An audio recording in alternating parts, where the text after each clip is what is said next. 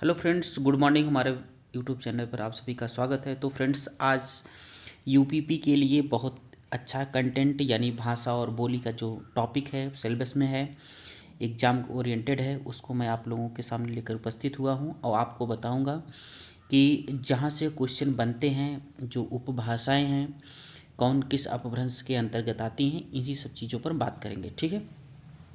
तो पहले यहाँ देखेंगे कि भाषा किसे कहते हैं। खैर एग्जाम में तो ये नहीं आएगा, लेकिन बस आपको जान लेना है कि भाषा क्या है। भाषा वह साधन है जिसके द्वारा मनुष्य मन के भावों और विचारों को बोलकर और लिखकर प्रकट करता है, वह भाषा कहलाती है। ठीक है।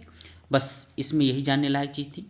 जो एग्ज़ाम ओरिएंटेड रहेगा, जिसकी संभावना रहेगी, उसको हम बताएंगे कि ये इम्पॉर्टेंट है। खैर ये भाषा नहीं आएगा, भाषा किसे कहते हैं, लेकिन भाषा पढ़ने जा रहे हैं इसलिए इसको समझना बहुत ज़रूरी था। आगे चलकर हम देखेंगे तो क्वेश्चन यहाँ से बनता है कि भाषा की सबसे छोटी इकाई क्या होती है। तो कभी कभी हमें कन्फ्यूजन पैदा होता है कि ध्वन होती है कि वर्ण होती है, इसको हम यही क्लियर करेंगे। यहाँ से क्वेश्चन बनता है। ठीक है। तो अगर हम कहें कि भाषा की सबसे छोटी इकाई किसे कहते हैं, तो उसे हम कहते हैं ध्वनि को। लेकिन ध्वनि को तब तक हम कहेंगे जब तक उसका लिखित रूप ना दे दें। अगर हम क्वेश्चन को देखें, अगर क्वेश्चन ये पूछता है कि भाषा की सबसे छोटी इकाई क्या है, तो हम उसे ध्वन लगाएंगे। लेकिन वहीं अगर क्वेश्चन कहे कि भाषा का लिखित रूप से भाषा की सबसे छोटी इकाई क्या है, तो वहाँ पर हम वर्ण लगा देंगे। यानी हम ये कहें जो वर्ण होता है या अक्षर होता है, वो एक ध्वनियों का समूह होता है। ठीक है। कई ध्वनियों को समूह मिल करके वर्ण या अक्षर का निर्माण करते हैं और फिर वर्ण या अक्षर मिल करके शब्द का निर्माण करते हैं। यानी कई अक्षर मिल करके एक सार्थक शब्द का निर्माण करते हैं।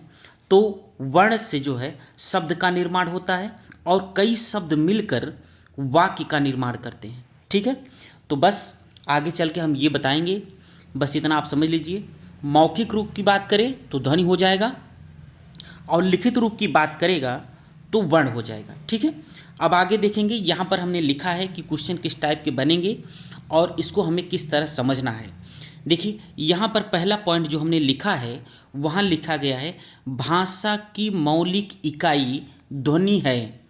क्या है? भाषा की मौलिक इकाई ध्वनि है। अगर मौलिक इकाई कहे या मौखिक इकाई कहे, दोनों का मतलब एक ही होता है। ठीक है। यानी आंसर ध्वनि ही होगा, मौखिक इकाई या मौलिक इकाई। ठीक है। दूसरी बात हम क्या बता रहे हैं, भाषा की मूल संरचना या मूल संरचनात्मक ध्वनि होती है। ठीक है। अगर क्वेश्चन ये पूछ ले कि भाषा की मूल संरचना क्या होती है या मूल संरचनात्मक जो ध्वनि होती है, उसको हम क्या कहते हैं? भाषा कहते हैं। ठीक है। अगला देखेंगे तो यहाँ लिखा गया है ध्वनियों का लिखित रूप। क्या है? ध्वनियों का लिखित रूप वर्ण कहलाता है। क्या कहलाता है? वर्ण। अगर क्वेश्चन ये बन जाए तो लिखित रूप से भाषा की सबसे छोटी इकाई क्या है, तो वहाँ हम समझेंगे वहाँ हो जाएगा वर्ण। ठीक है। या कभी कभी भाषा की लघु या लघुत्तम इकाई पूछता है, तब पर भी हम उसको लगाएंगे वर्ण। कहने का मतलब ये है, अगर मौखिक या मौलिक रूप से अगर पूछे तो हम आंसर लगाएंगे ध्वनि। अगर लिखित रूप से पूछे या भाषा की लघु या लघुत्तम इकाई पूछे तो वहाँ हम लगाएंगे वर्ण। ठीक है। बात समझ में आई? क्लियर हुआ? ठीक है। अगले पॉइंट की बात करते हैं। अर्थ की दृष्टि से, अगर अर्थ की बात करें, अर्थ की दृष्टि से, अर्थ की दृष्टि की बात करें, भाषा की सबसे छोटी इकाई वहाँ पर शब्द हो जाएगा। क्यों? वर्ण जो होता है, जैसे क ख ग घ होता है, तो इसका कोई अर्थ नहीं होता है। यानी जैसे हम किसी को बुलाना चाहेंगे तो उसका एक नाम लेंगे और नाम जो है वो शब्द के रूप में होगा।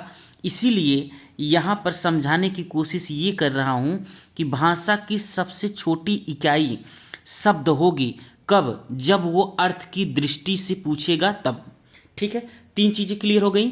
Very good. आगे देखते हैं। हम आगे देखेंगे, कुछ पॉइंट यहाँ लिखे गए हैं, इसको भी समझ लेना है, ये भी एग्जाम ओरिएंटेड ही है। स्वतंत्र शब्द जब किसी भाषा वाक्य में प्रयुक्त होता है, अर्थात शब्द जब व्याकरण के नियमों के आबद्ध हो जाता है, आबद्ध मतलब बंध जाता है, तो उसे पद कहते हैं। क्या कहते हैं? पद। यानी अगर हम आपसे कहें कई ध्वनि मिल करके वर्ण या अक्षर बनाते हैं, कई शब्द मिलकर वर्ण या अक्षर बनाते हैं, और कई वर्ण या अक्षर मिलकर शब्द का निर्माण करते हैं, और कई शब्द मिलकर के जो है वाक्य का निर्माण करते हैं। ठीक है, इतनी चीज़ें क्लियर हुई? ठीक है, अब यहाँ लिखा गया है शब्दों के सार्थक मेल से, शब्दों के सार्थक मेल से वाक्य बनता है। क्या बनता है? वाक्य बनता है। उसी प्रकार भाषा की सार्थक इकाई वाक्य हो जाती है। यानी हम ये कहें कि अगर भाषा की सार्थक इकाई की बात करेंगे, वहाँ शब्द था, यहाँ भाषा है। जब भाषा की सार्थक इकाई पूछेगा तो वहाँ पर वाक्य हो जाएगा। ठीक है, तो भाषा की इकाई के 4 टाइप के क्वेश्चन बनते हैं, हमने चारों आपको बता दिया। ठीक है, अब आगे देखेंगे।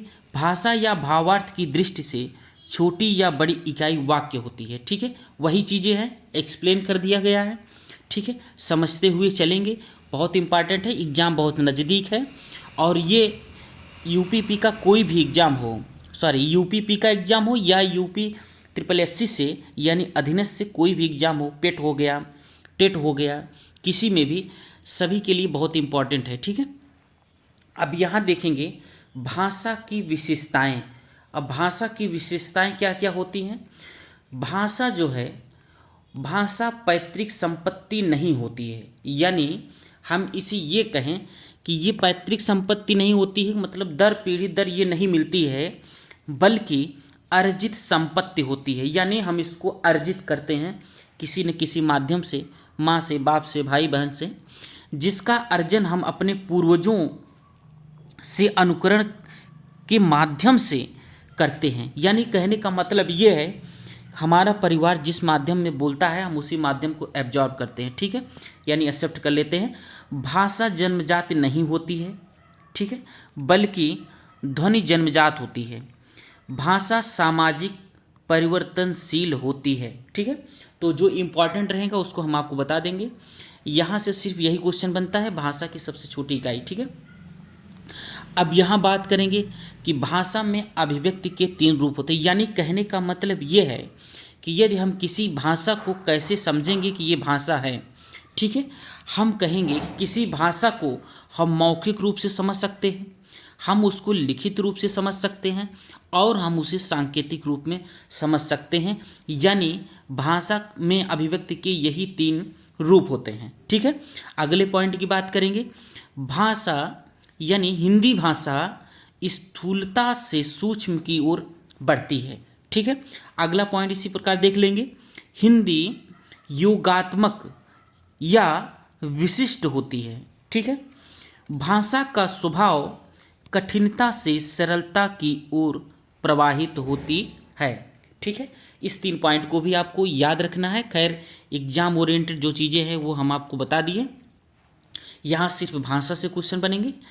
अब यहाँ पर हम बात करेंगे उपभाषा की। किसकी बात करेंगे? उपभाषा की। ये इसको आप कह सकते हैं कि ये इम्पॉर्टेंट कर लेंगे आप, ये इम्पॉर्टेंट है। ठीक है, देखिए अगर पूछा जाए कि उपभाषा कितनी प्रकार की होती हैं, तो उपभाषा 5 प्रकार की होती हैं। कितने प्रकार की होती हैं? 5 प्रकार की। लेकिन अगर मुख्य भाषा की बात करें तो उसमें 2 करेंगे, एक पश्चिमी हिंदी और दूसरा पूर्वी हिंदी। ठीक है, पश्चिमी हिंदी की उत्पत्ति कहाँ से होती है उसको यहाँ लिखा गया है। यानी क्वेश्चन बनता है कि पश्चिमी हिंदी की उत्पत्ति किस अपभ्रंश से होती है, तो हम वहाँ लगाएंगे पश्चिमी हिंदी की उत्पत्ति सौरसेनी अपभ्रंश से होती है। ठीक है, उसी प्रकार पूर्वी हिंदी की उत्पत्ति अर्धमागधी अपभ्रंश से होती है। किससे होती है? अर्धमागधी अपभ्रंश से। इसको आपको याद कर लेना है, ये बहुत क्वेश्चन पूछा जाता है, कई बार एग्जाम में पूछा गया है।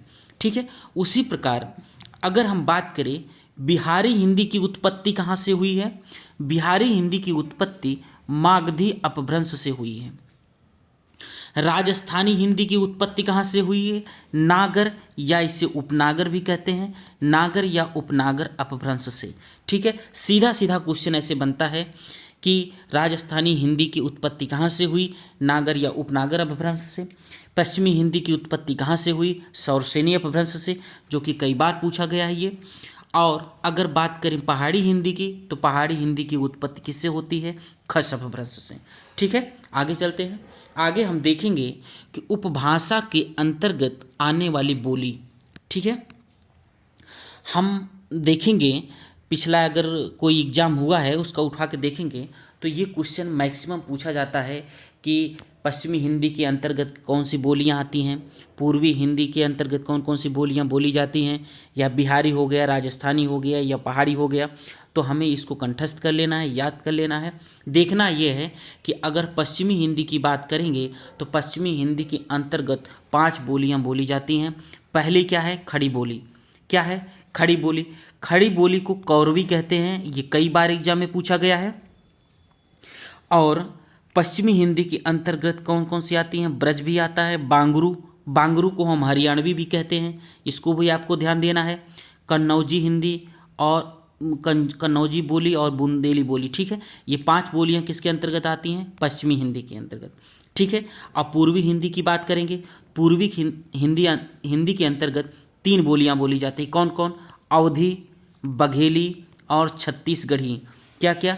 अवधी, बघेली और छत्तीसगढ़ी पूर्वी हिंदी के अंतर्गत। ठीक है, बिहारी हिंदी की बात करेंगे तो बिहारी हिंदी के अंतर्गत भोजपुरी, मगही और मैथिली 3 बोलियां बोली जाती हैं। राजस्थानी की बात करेंगे, राजस्थानी के अंतर्गत यहाँ 4 बोलियां होना चाहिए था, यहाँ 3 हो गया है। ठीक है, पूर्वी राजस्थानी, पश्चिमी राजस्थानी, उत्तरी राजस्थानी और दक्षिणी राजस्थानी। ठीक है, तो पूर्वी राजस्थानी को जयपुरी बोलते हैं, कभी कभी जयपुरी दे देता है एग्जाम में, इसको भी आपको ध्यान रखना है।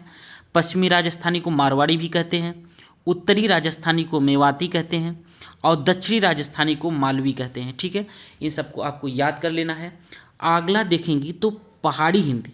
पहाड़ी हिंदी के अंतर्गत 3 बोलियां बोली जाती हैं, कुमाऊनी, गढ़वाली और नेपाली। ठीक है, ये बहुत इंपॉर्टेंट था, इसको आपको याद कर लेना है, एग्जाम में क्वेश्चन यहीं से बनता है। ठीक है, आगे चलेंगे।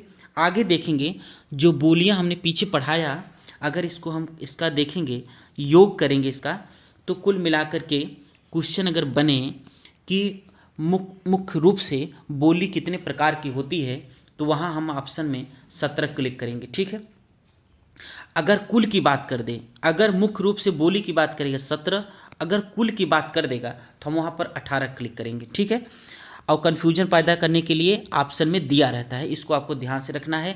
क्वेश्चन बहुत अच्छे से पढ़ना है कि क्या कह रहा है, कुल कह रहा है कि नहीं कह रहा है, मुख्य रूप से कह रहा है, इसको आपको ध्यान देना है। ठीक है, अगर वहीं भोलानाथ, डॉक्टर भोलानाथ तिवारी के अनुसार अगर पूछ ले तो वहाँ पर आपको 19 लगाना है। ठीक है, ठीक है।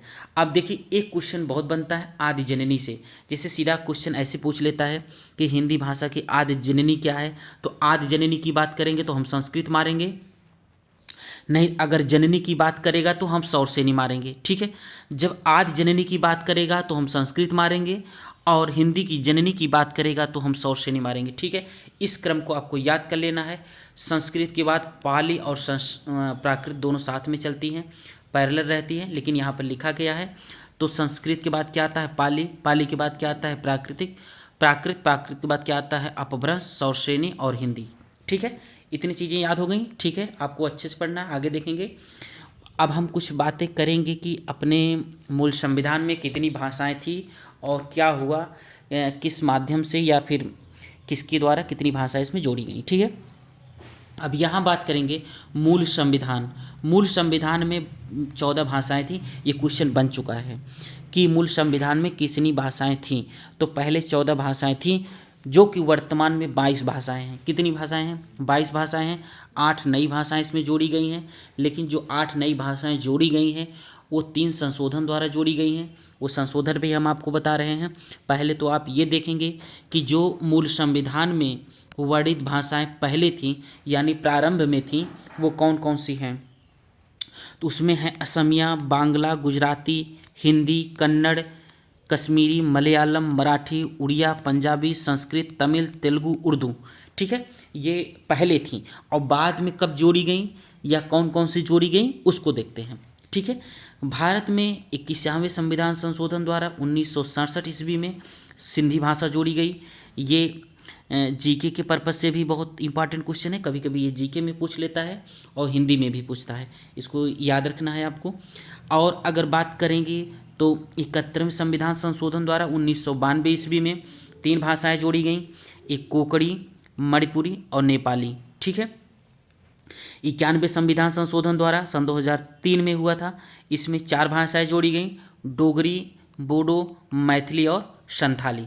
ठीक है, तो आगे देखेंगे, आगे हम कुछ क्वेश्चन ले लिए हैं जो कि पिछले एग्जाम्स में पूछे गए हैं, इसको आपको करना है। ठीक है, तो यहाँ पर देखेंगे पहला क्वेश्चन जो बना हुआ है वो बोला है कि खड़ी बोली हिंदी का अन्य सही नाम है, यानी खड़ी बोली किस भाषा को कहते हैं। ठीक है, किस बोली को कहते हैं वही आपको क्लिक करना है। तो पहला इसमें दिया है भारतीय, कौरवी, हरियाणवी और हिंदी। आप लोग बताइए, अभी पीछे हमने इसको बताया हुआ है। ठीक है, तो खड़ी बोली किसको बोलते हैं? खड़ी बोली हम कौरवी को बोलते हैं, यहाँ आंसर हो जाएगा बी, यानी कौरवी को हम खड़ी बोली हिंदी का अन्य सही नाम भी है।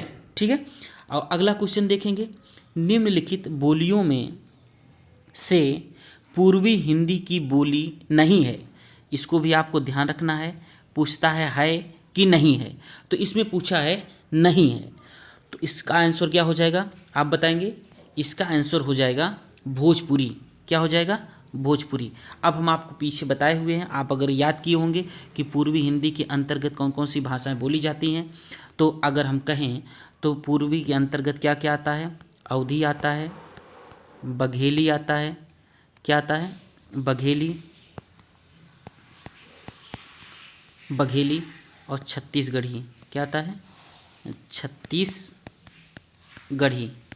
ठीक है, तो ये 3 भाषाएं आती हैं, पीछे बताए हैं, आप उसको देख सकते हैं। अगले क्वेश्चन की बात करेंगे, हिंदी खड़ी बोली किस अपभ्रंश से विकसित हुई है?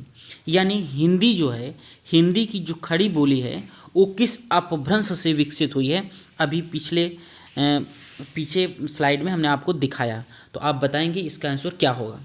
ठीक है, इसका आंसर हो जाएगा सौरसेनी, यानी खड़ी बोली जो है वो सौरसेनी अपभ्रंश से उसकी उत्पत्ति हुई या विकास हुआ है। ठीक है, अगले क्वेश्चन की बात करेंगे, छत्तीसगढ़ी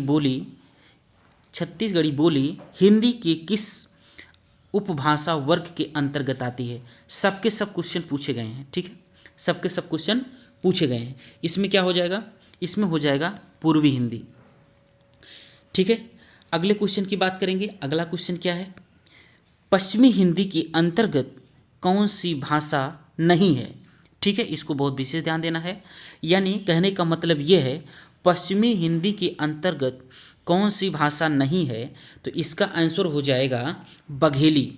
क्या हो जाएगा? बघेली। अब हमको ये ध्यान देना है कि पश्चिमी हिंदी के अंतर्गत कौन कौन सी भाषाएं बोली जाती हैं, तो उसको आपको पता होना चाहिए। तो यहाँ हम लिख दे रहे हैं, पहला होता है खड़ी बोली, जो कि पिछले स्लाइड में हम बताए हैं, फिर भी लिख दे रहे हैं ताकि आपका रिवीजन हो जाए।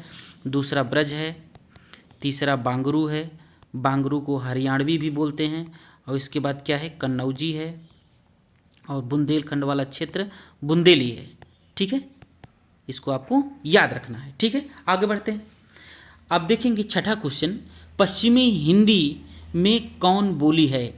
यानी पश्चिमी हिंदी में कौन बोली है? पश्चिमी हिंदी के अंतर्गत कौन कौन सी बोली आती हैं उसको देखना है, और आप पिछले स्लाइड में देखे होंगे इसके अंतर्गत कन्नौजी आती है। ठीक है, हाँ, और 7वीं की बात करेंगे, अवधी किस भाषा वर्ग की बोली है? अवधी, तो आप इसको बताएंगे अवधी किस उपभाषा वर्ग की बोली है? बताइए आप लोग। इसका आंसर हो जाएगा पूर्वी हिंदी। क्या हो जाएगा? पूर्वी हिंदी। अब पूर्वी हिंदी के अंतर्गत कौन कौन सी बोलियां आती हैं? पूर्वी हिंदी के अंतर्गत अवधी आती है, अवधी के साथ साथ बघेली आती है, बघेली के साथ साथ छत्तीसगढ़ी आती है। क्या आती है? छत्तीसगढ़ी आती है। ठीक है, इसको आप देख लीजिए। ठीक है, अगले क्वेश्चन की तरफ बढ़ेंगे। लिखा है इनमें से कौन सी बोली पश्चिमी हिंदी के अंतर्गत नहीं आती है, यानी कौन सी हिंदी ऐसी है जो पश्चिमी हिंदी के अंतर्गत नहीं आती है। तो आप पिछले स्लाइड में देख चुके हैं, इसका आंसर होगा खड़ी बोली। ठीक है, आगे चले। कौरवी, सॉरी इसका अवधि हो जाएगा, ठीक है, इसका अवधि हो जाएगा, ये नहीं होगा, अवधि होगा। ठीक है, अगले क्वेश्चन की बात करेंगे। कौरवी किस बोली को कहा जाता है? ठीक है, यानी कौरवी किस बोली को कहा जाता है? तो हम पिछली स्लाइड में देख चुके हैं, कौरवी जो है खड़ी बोली को कहा जाता है। किसको कहा जाता है? खड़ी बोली को। अगला क्वेश्चन है, बघेली बोली का संबंध किस उपभाषा से है? ठीक है, किस उपभाषा से है? तो इसमें क्या हो जाएगा? पूर्वी हिंदी, अभी अभी समझाया। ठीक है, अगले क्वेश्चन की बात करेंगे। अगला क्वेश्चन जो है, सॉरी आज यहीं तक। अब हम फिर कुछ क्वेश्चन बना करके आप लोगों के सामने लेकर उपस्थित होंगे। क्लास कैसी लगी इसको आप ज़रूर बताएंगे। ठीक है, थैंक यू सो मच।